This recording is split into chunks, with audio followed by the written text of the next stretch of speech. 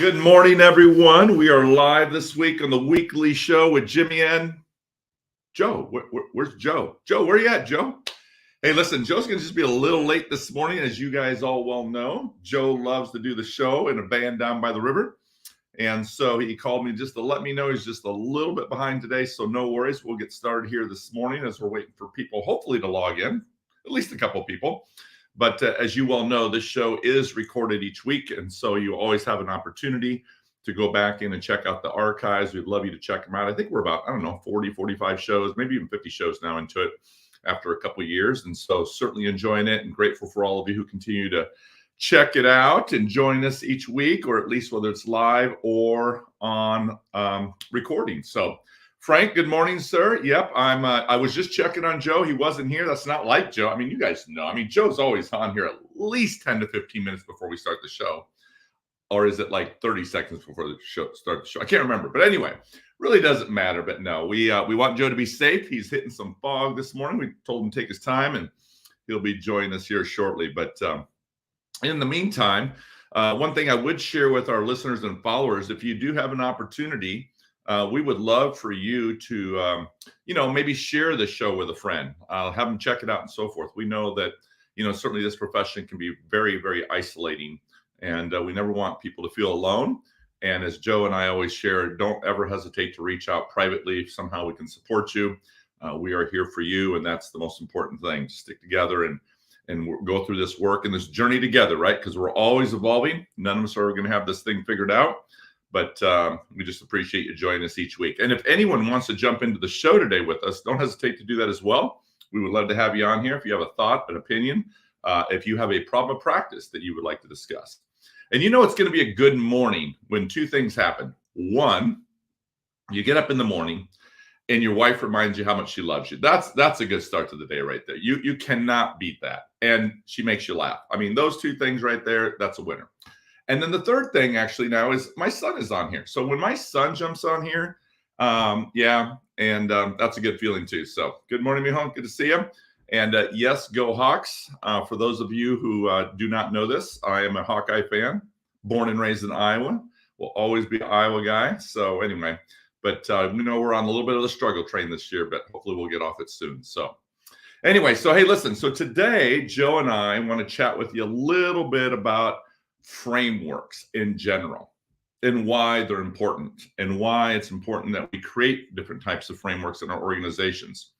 If you think about it systemically, right? If you think about systems work, in my opinion, one of the things when I think about systems work is I think, how are the layers in the organization? How do they look? And more importantly, are the layers in the organization replicating one another? So if you begin to look at like central office, and then you look at building level, and you look at the classroom, in a system, those three levels really should replicate the practices. And the reason that's important is because if we're not replicating those practices and others, one does it one way and somebody else does it a different way, we're going to create all sorts of inequities in our systems, right? In our district or our campuses. And the challenge, I think, for all of us, it's not just replicating the systems or the processes and the frameworks and protocols and the structures this way, but it's also replicating them this way. So for those of you who might work in districts where there are several elementary schools, multiple middle schools, and high schools, again, how are we bringing people together to really create a system that is equitable for all staff and for all students, where people are getting access to the same type of quality instruction, or that the curriculum's aligned both vertically and horizontally, the different things we do for differentiation, whether it's instruction, whether it's assessments, whether it's how we engage students, how we build relationships with students in classrooms.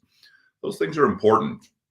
And we know this, that when you bring a group of people, a group of educators who are passionate, they are caring, they love children, they went into the profession for all of the right reasons because they want to make a difference. When we bring a group of people like that together, there is absolutely no reason why we as educators cannot accomplish anything, right?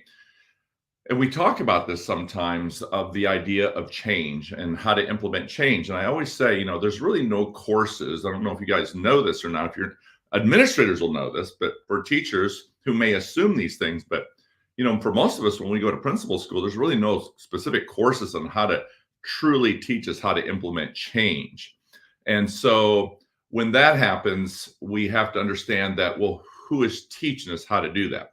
Because it's the change that concerns people. It's that the fact that we don't provide enough resources or guidance or support or even the time to change. So, said that, I'm going to stop just right now, and then we'll get back into this conversation. But Joe, good morning.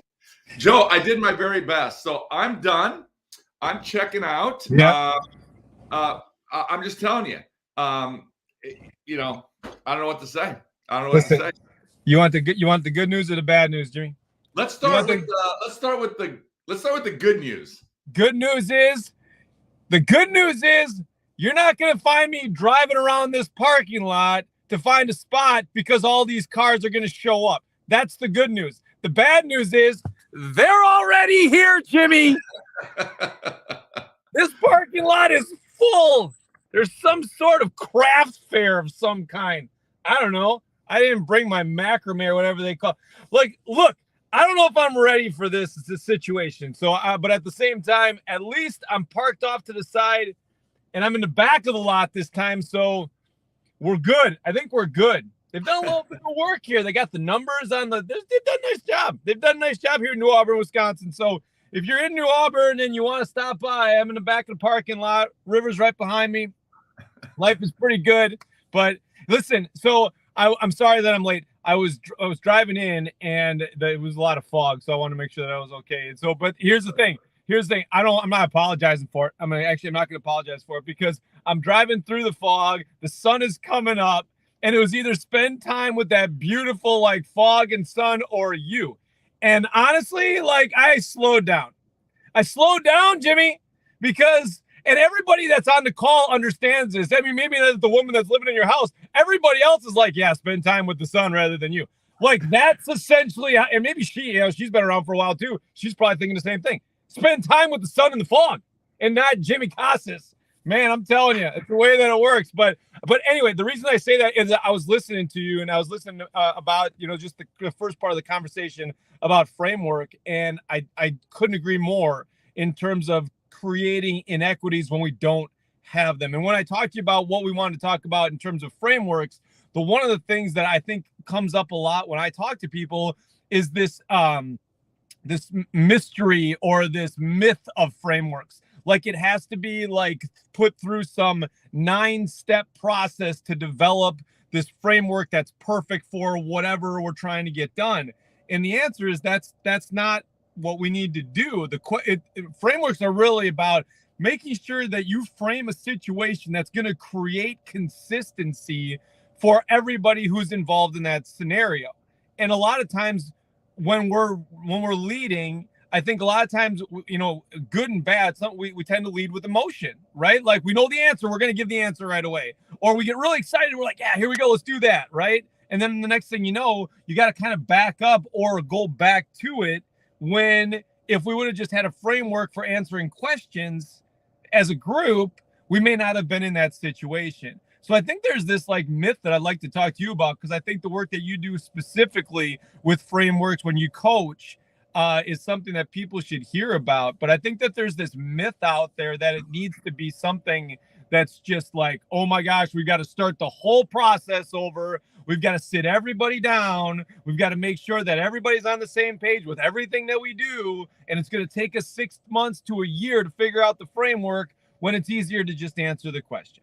Right. Yeah. And so when we come back to frameworks, the thing that I wanted to ask you about specifically was, when you think about frameworks overall, and you're thinking about implementing any framework of any kind, what's the first thing that you think about when it comes down to developing what that framework should look like?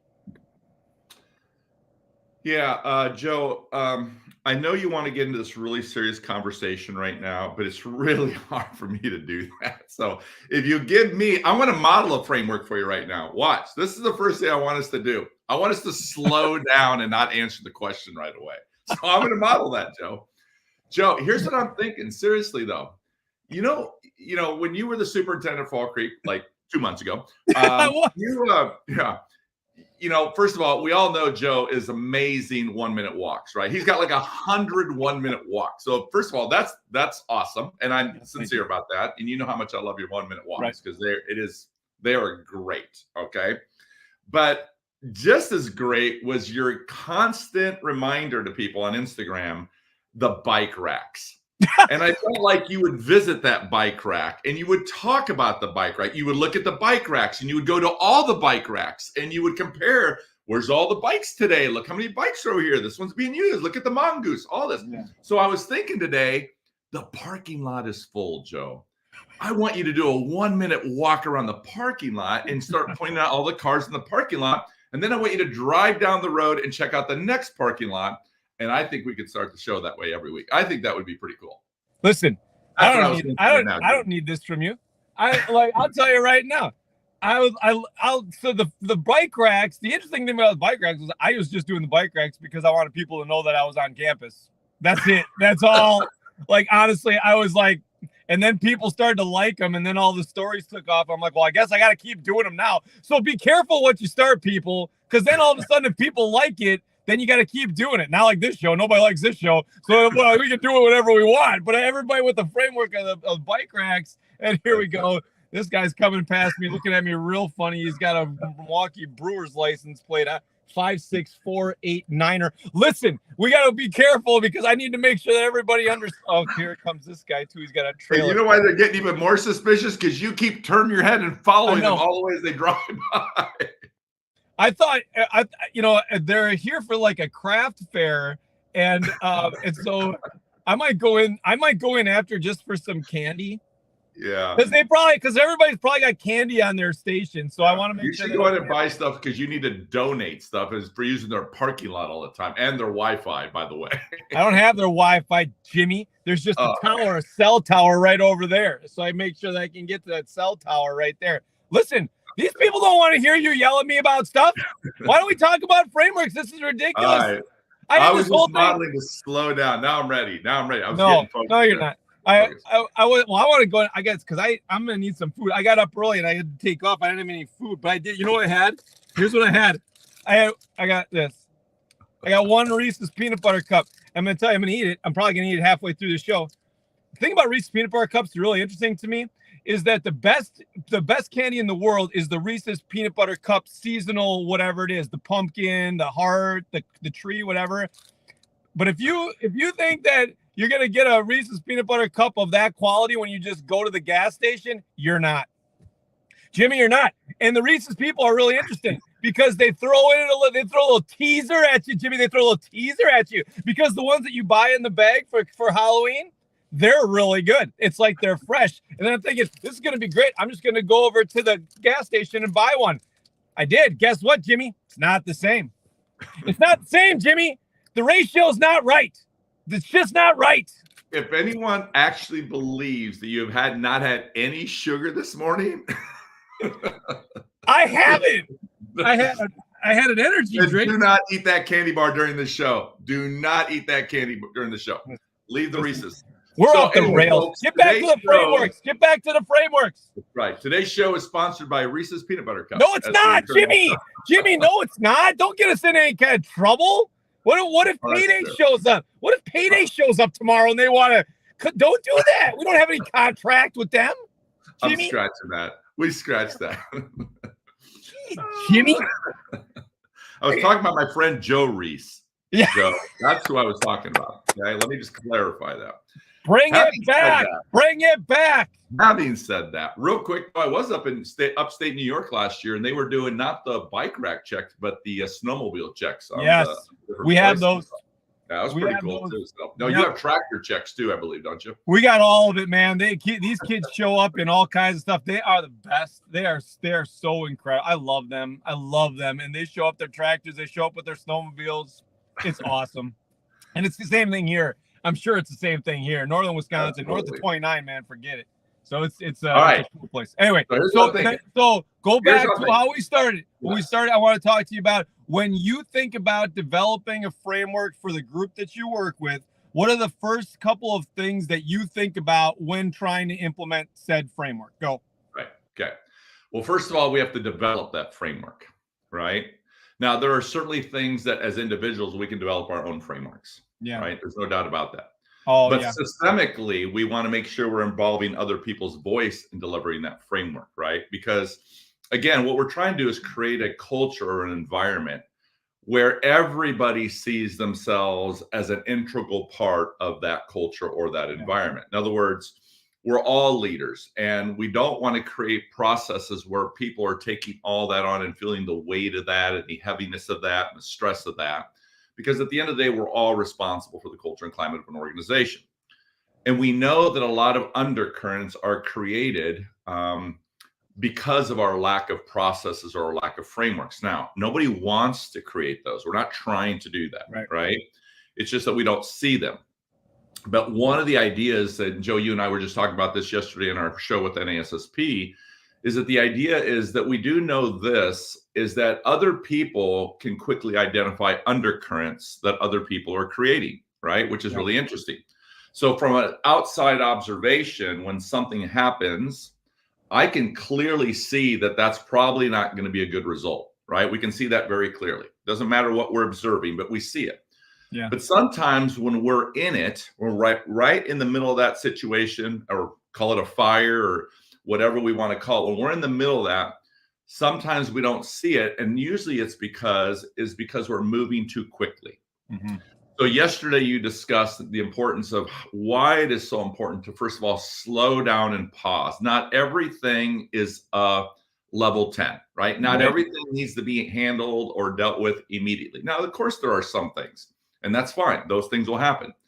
But I would challenge us to begin to understand, why are we elevating things to a level 10 that really aren't a level 10? And one way to check that for ourselves, so we can kind of do a self-check here, right? And that means that just imagine yourself sitting down in the interview chair, and then ask yourself the question, whatever is the situation you dealt with yesterday, and then pretend as though you're in the interview chair, and then respond to that question and tell me if it's still a level 10. Yeah. Because my experience is most people in the interview chair will not make that a level 10. It'll be a level 2 or 3. But then what happens is when we get into the work, and because we're in it and we're stressed and we're moving quickly and we feel the pressure and we want to fix these problems and we want to help these people, we elevate these things in priority to a level 10, and now we want to go take care of it. Well, what we need to see there, though, is several things are happening. One, oftentimes we'll move too quickly. The danger of that is we can get sloppy. Yes. And when we get sloppy, it creates an undercurrent. And when we say undercurrent, these are things that just hurt our morale or hurt our culture. Maybe it violates trust. It does something. In other words, something negative is going to come from that. But the other thing that comes from it is it can also create another type of undercurrent, which is one of resentment.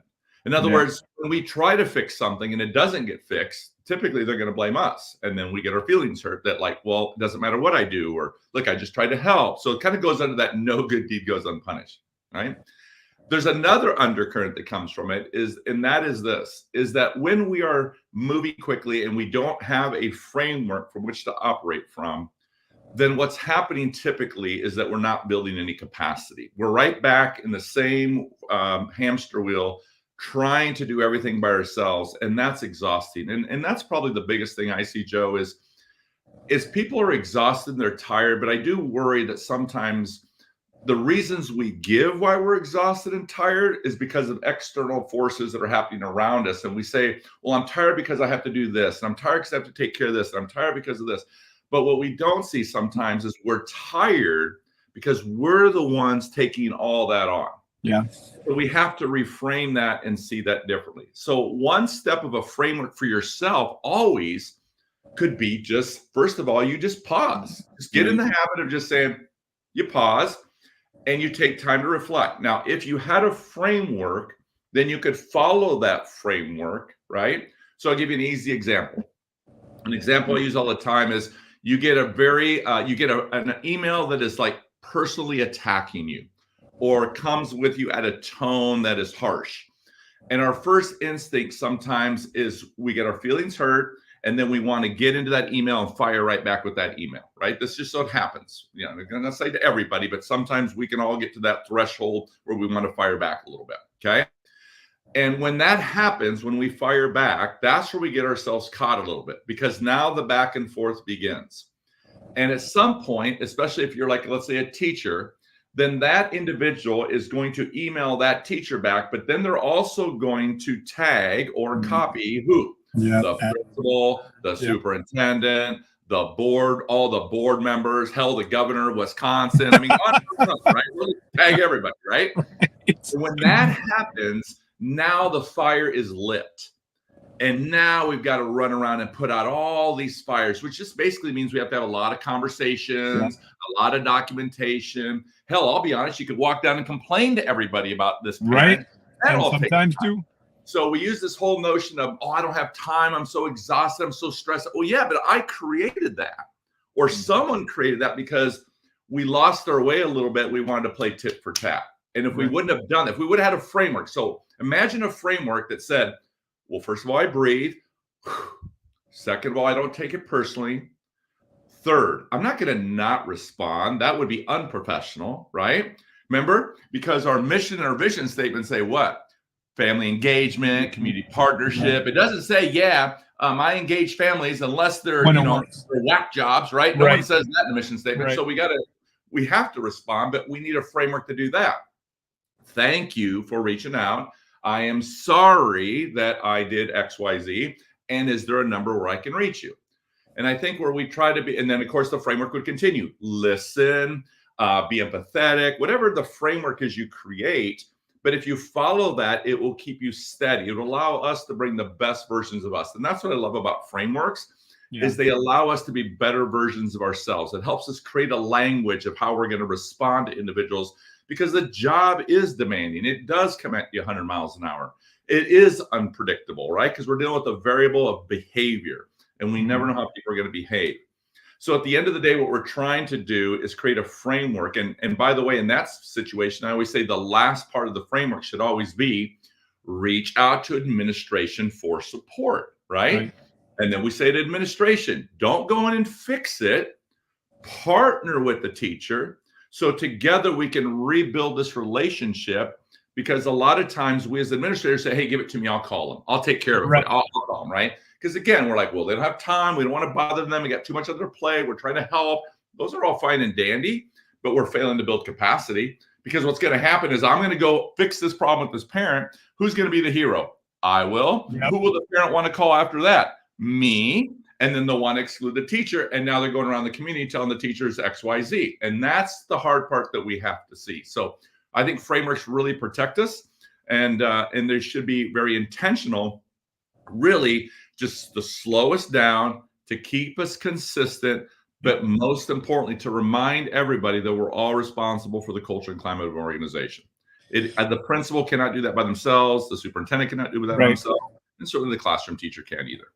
So a couple things that resonated with me there, because I couldn't agree more. And it's one thing that I don't think that I did very well for a very long time. And the first part was when you want to fix everything, because you're trying to save everybody some time along the way. At the same time, nobody's, you're not building any capacity to lead. It's that whole helpful versus help desk mentality that we've talked about before, where when you're the help desk, you get all of the garbage from people, and then the people that actually want to get better with their work stop coming to you for help, because you were just going to solve the problem for them. So then that means you're spending all your time with people that don't want to do the work, and all the people that do want to get better are now just avoiding you, and now you're in that situation. So the framework, to me, the two things that resonated with me when you're talking, the first one was when you establish an individual framework for how you answer questions, how you go through the day, how you make sure that you respond to crisis, how you make sure that you respond to, any kind of question along the way. That not only helps you in the moment because it provides you with some consistency and allows you to slow down, but there will be times where the framework has got to get blown up and you've got to act immediately. And when you do that, now you're in that situation where everybody knows how you operate all the time. So when it gets to that level 10, it feels to other people like it's at a level 10, and it should be handled like a level 10. It's like coaching. If you're coaching kids and all you do is yell at those kids, and I mean, you can yell like really positive stuff, but if you're only yelling all the time, then when something is really important and you're still yelling, they don't know that it's really important. And I was awful at that. So, I think the thing is when you get into that individual framework of this is what it should look like, you put yourself in a situation where you develop consistency for the people that you serve, so that when something does go to a level 10, they know and understand, like, this is a little bit bigger than normal. Like, this is bigger than normal. The second thing that resonated with me was when we get into these situations, specifically like your situation with the parent, the one thing that it does is it models what we want from everybody else. But the second thing that it does is, and I didn't do this right away, as I went through the framework and kind of went, through the process, after the process was over, I called the people in that were involved in that process, and we just went through how everything worked out. Now, I knew how everything worked out because I did it, but I wanted other people to see what the process was to get to the result that we had, good or bad. Because if you process it after, now you put yourself in a situation where people know and understand what they're going to get from you, but also they know what your thinking was, when your mentality was along the way, so they can replicate that when you're not there for them. And that just develops capacity to lead, so you don't feel like you're isolated and alone. And there's a lot of times that after I started doing that I would be, people would call me in at the end and just say, here's the process that I used to get to this place. And I couldn't have been happier, because I didn't need to be in the whole thing, but they wanted to follow up to make sure that I knew about it. But they took me through the whole process that they utilized, which meant that they trusted that I was going to trust in what they do. And they felt confident enough to do what they thought was right because of all the things that we had established prior to that event happening. So when we handle things individually with framework, right, then we put us in a situation when our group needs to develop how we're going to operate. But then you had mentioned before, when you're developing frameworks for the group as opposed to the individual, you got to bring people together, and it's going to take time. It doesn't take nearly as much time if you're operating with a framework mentality individually as it would if you were just kind of shooting off the hip and then you brought everybody together and said, well, we need a framework for how we're going to handle student pickup. Okay. But if you already know how I operate, that meeting isn't going to take very long. If you don't know how we operate, because I'm all over the place in terms of how I answer questions and how I respond to parents and how I respond to the community, now you're wondering, well, what's he going to say about this? Well, if I bring this up, is he going to be okay with that? I don't even want to think about this thing, because I know that he's not going to be okay with that. When you develop some consistency in response, now all of a sudden they know what they're going to get from you in that moment. So developing the framework for the group takes half the time than it would if you were starting from scratch. Does that make sense? Yeah, absolutely. And one thing I don't want the audience to lose sight of, Joe, you said something there. And I think it's not just a great practice for what you described there, right? But just in general. And that was you mentioned, like, hey, once it's over, I bring them back together and we go back through it. And I think that's the teaching component of it, right? Like think about anything. So if you had a fire drill at your school, when the fire drill is over, we should bring our team in and discuss it, right? So, and say, hey, so what went well, what didn't go well, where were some gaps? When we do an event at a school, right? And some of these events we do yearly. So imagine, here's what happens. We do an event, we get done with the event, we say, oh, we should have done this, and next time we need to do this. And then a year later, like, well, crap, we said we were going to do that. And that's why intentionally we bring people together after an event to discuss the event, to document what our plan is for the next time we do the event. We'll just continue to get better results. But that in itself is a process, right? It's a process that, hey, we always gather and regroup after any type of event, any type of incident, any type of activity. I mean, even if we had a fight in the hallway, we would gather afterwards with security and administration and maybe a couple teachers that were there and have a conversation. What can we do differently? What did we see to make those adjustments as we go through that? So that in itself is a process, right, within that framework. Yeah. So, Joe, one of the things you were talking about, I'm going to go back to the student pickup. So let's just kind of model this for our audience today, just to kind of show how this works. So one thing to think about, now we're kind of moving into the framework that we create with others. So we would bring a group of people together. Okay. So let's say we're talking about after school student pickup. We're in an elementary school. We're talking about the pickup line. Okay. The principal would meet with those individuals that are those individuals who are helping us with, whether it's the entire staff that rotates through, or you have a certain group of people who have volunteered or get paid extra money, whatever the situation is.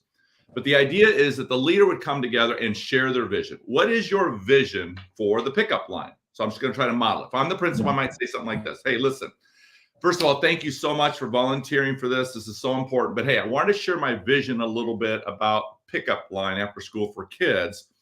And then after that, what I'd like to do is talk about how we can develop this. So here are 3 things.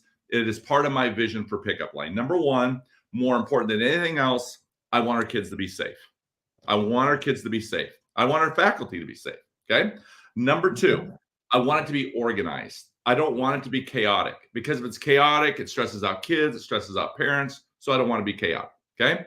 And the third thing that's really important to me is that during pickup line, we build connections, that we focus on relationships, not just with the kids, but with their families who are picking them up as well. That is my vision for what I want to see happen in the pickup line. Okay. So if we were going to make that happen, what would that look like? So I need your help, right? Because we don't want administration to sit behind a closed door and figure out the whole pickup line for it, right? Because here it is again, we won't see the potential undercurrent because we're bringing other voices in it. People see things that we don't see. We're just going to get a better result. Right. So I would sit down now, have a process, which means I give every individual a voice. But when we start that, we'd always should start with every person intentionally has a voice. What would they see? What would they bring? What do they think? And then we would have conversations. And then as a group, we would start establishing how we're going to create this process to make sure that kids were safe, that it was organized, and that we were building connections. Because that means everybody's responsible for the culture and climate. Everybody's responsible for the pickup line. And we all contribute and bring something to it. So the benefits are we're giving people voice.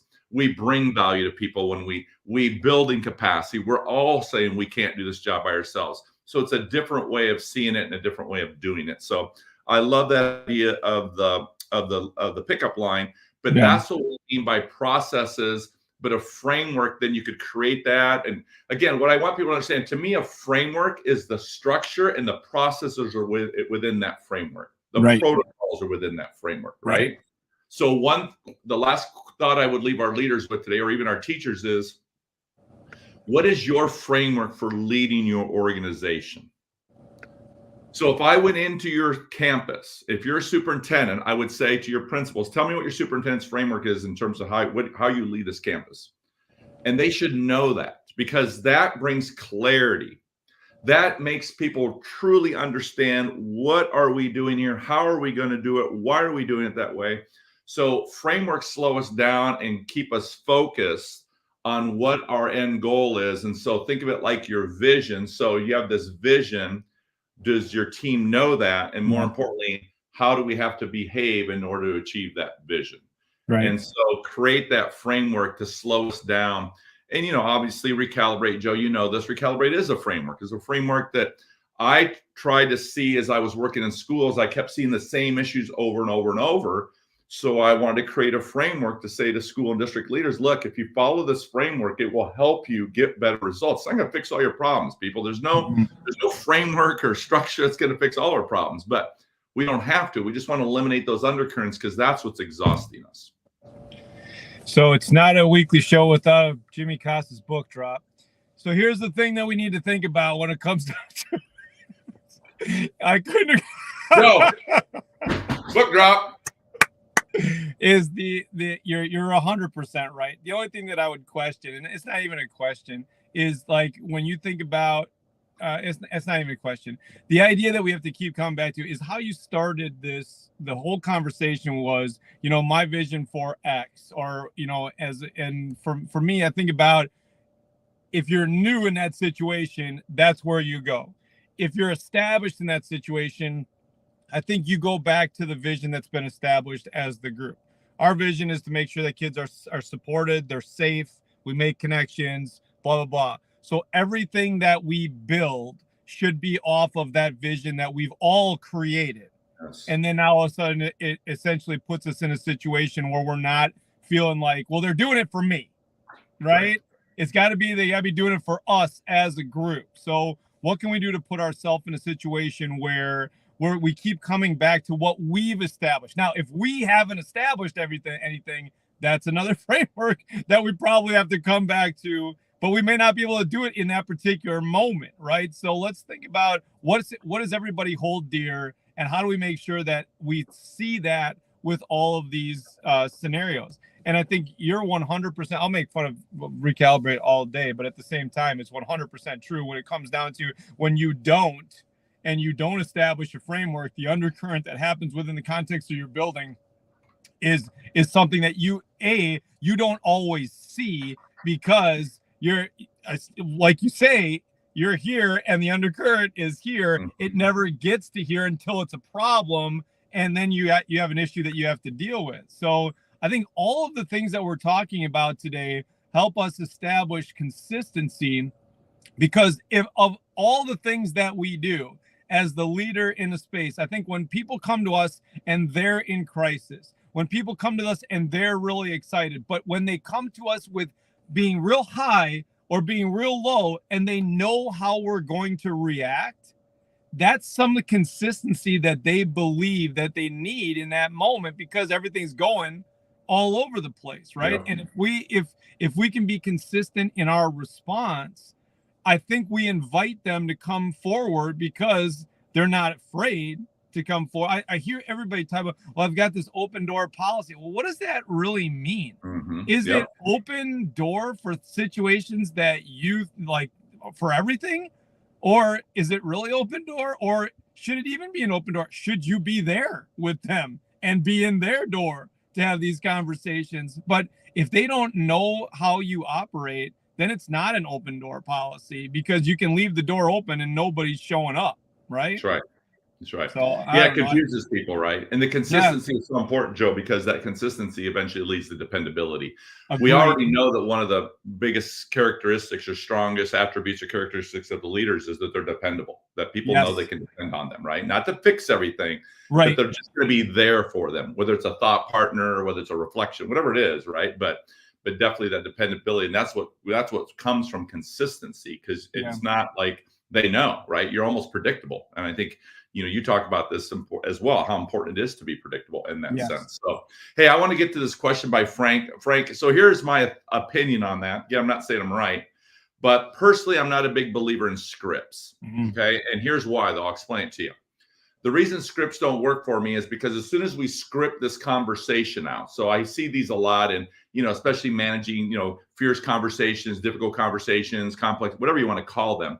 When we script this out, as soon as we get into the conversation, what happens when they go off script? Because I can't predict how they're going to respond to my questions or my inquiries.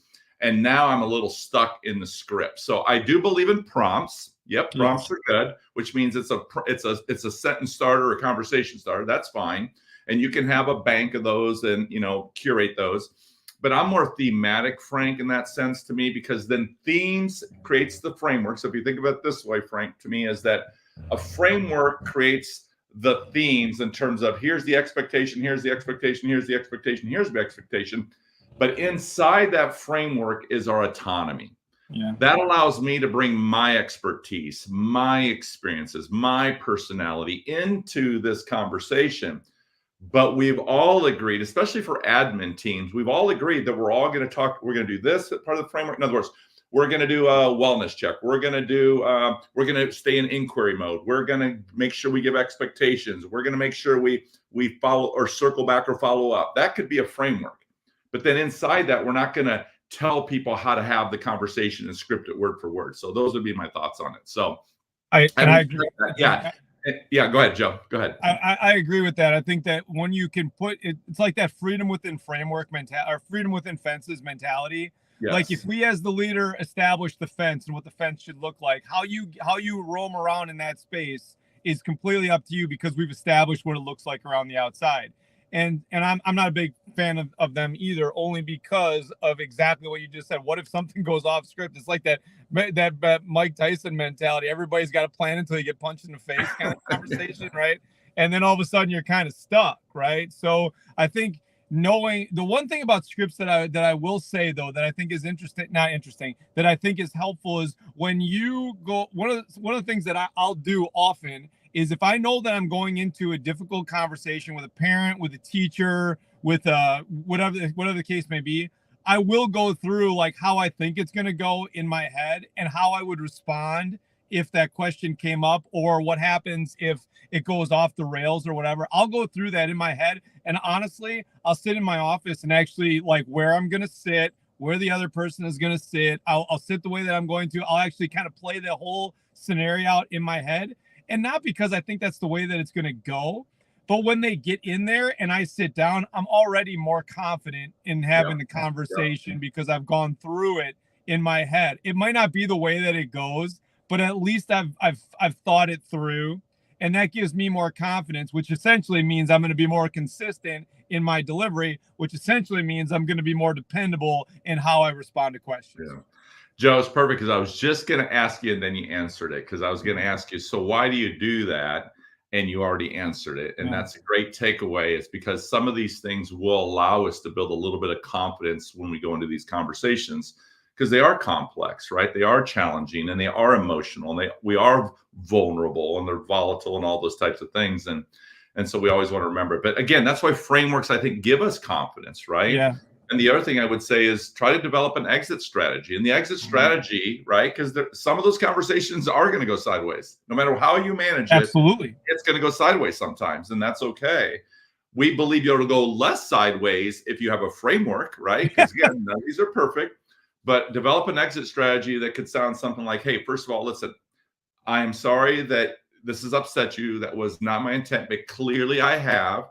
So here's the thing. If you want, we can end this conversation, but we'll circle back and have it another time. And if you need to get yourself out of the situation, get yourself out of the situation. Absolutely. But at some point, if sometimes people are not in a right state of mind to have that conversation, and now it gets into an argument of tit for tat, as opposed to just saying, you know what, no, I'm going to let these people take my excellence away from me. I'll just remove myself from this conversation. We'll circle back and hopefully it'll go better the next time once the emotion's a little bit lowered. So again, this sounds easy to do, but we all know in the moment it's not easy. But that's why we establish these frameworks. So Joe, here's what I'm thinking here.